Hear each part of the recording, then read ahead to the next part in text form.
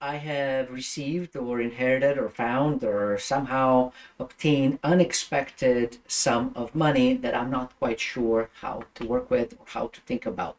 Should I spend it? Should I save it? Should I invest it or pay down my debt? I'm not quite sure what to do. If that is the question that you have in your head, then this video is for you. Welcome to Elephant Corner Financial Lab. My name is Nev. I'm a financial planner, and today's video we're really going to be talking about what happens when you receive a sum of money that maybe you didn't plan for. Maybe you did even plan for it. Maybe it's a bonus. Maybe it's inheritance. Maybe it's a gift. Maybe it's a lottery winning. Whatever it is, the question always or very frequently comes in of how should I think about this extra money that came my way. Now, some people will go in and say, you know what? This came out of nowhere. I did not expect it. I'm just going to take everybody on vacation. We're going to have a great time. And that's fine if that works for you.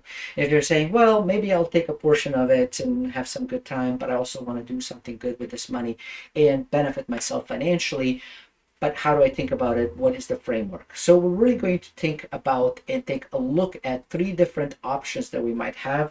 And this is sort of the mental model that maybe you can utilize in your own life to help you out. So the options are, should I save, should I invest, or should I pay down debt? Now, a couple of things that I always like to look at is to say, well, what is the return or what is the payment, the cost of that money? So, for example, is that, let's say in today's day and age, I can save the money and get 3.5%. Okay, so that gives me a percent of what can I expect to get from my, say, $10,000 in this case example, but I think it applies for much larger sums as well. If I invest, maybe I can get 7% of that money, but it's going to be much more volatile. So, it might go up, it might go down. I'm not quite sure, but over a longer period of time, let's assume that it's going to be 7%. And then let's pretend that I have debt. Let's say that it's a credit card and it's charging me 15%. In this case scenario, what I would look at and say, all right, well, which one gives me the best return for my money? If I pay off the debt, that's a guaranteed 15% that I don't have to pay. So it's kind of like, becomes like pretty much like, duh, you're going to get it. The invest piece is a maybe. Again, we talked about volatility piece, may or may not get it. So it's a bit more uncertain and it's going to be for a longer term thing. And then the save is 3.5% for now. But if the Fed reduces the rate or something happens, it might be less than that. So the way I would sort of think about it is to say, well, how much in dollar terms do you have in that credit card? And if it's the entire 10K, well, maybe then I put in the entire 10K, and that's at least a lesser amount of money that I have to pay out of the cash flow every single month. Now, if it's, say, for example, $5,000, okay, instead of 10, then maybe I can pay half and then utilize cash for the other two options, potentially saving or investing. And how I would think about that is to say, well, if we're thinking about investing, do I have emergency fund? Okay, that is the question. If there's an emergency fund that can cover 3 to 6 months of my living expenses already in a place and I am already funding some of the short-term goals, then maybe the investing would be a good option. If I don't have emergency fund in place or it's not fully funded, then maybe this would be the place to fund it. The other way that I also like to look at it is what if the percentage rates were different.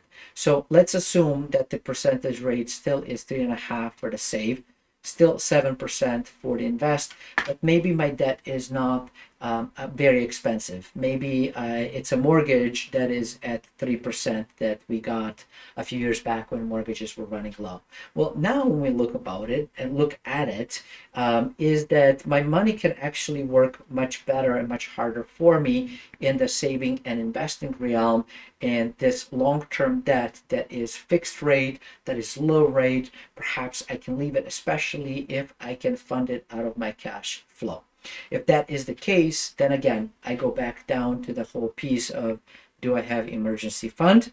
And if that's a yes, and I can check it off, and I have other goals that I am saving for, and I won't need this money for at least 5, 10 plus years, then saving might be a decent idea. Nothing here is or should be a financial advice. And again, you don't have to choose just one. You can actually divvy it up amongst all three. Maybe $1,000 goes towards the high interest debt. Maybe $1,000 goes to buffet that emergency fund or some sort of short-term goal, and maybe $1,000 goes into the investing bucket. That I'm saving, like, right, like three things. Now for like 10,000, where's the seven? Divide it in threes, or divide it in the way that it makes sense for you.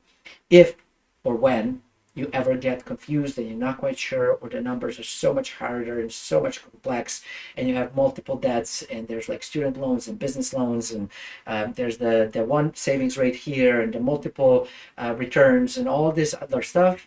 In those instances, perhaps working with a financial professional may be a good idea for you, because they can then run your specific scenarios with you and help you make a decision. This is really just meant as a mental model to help you see how to think perhaps about money and where to put it and what the benefits might be. I hope this was helpful. If so, I hope you will like the video, subscribe, and I look forward to seeing you in the next one.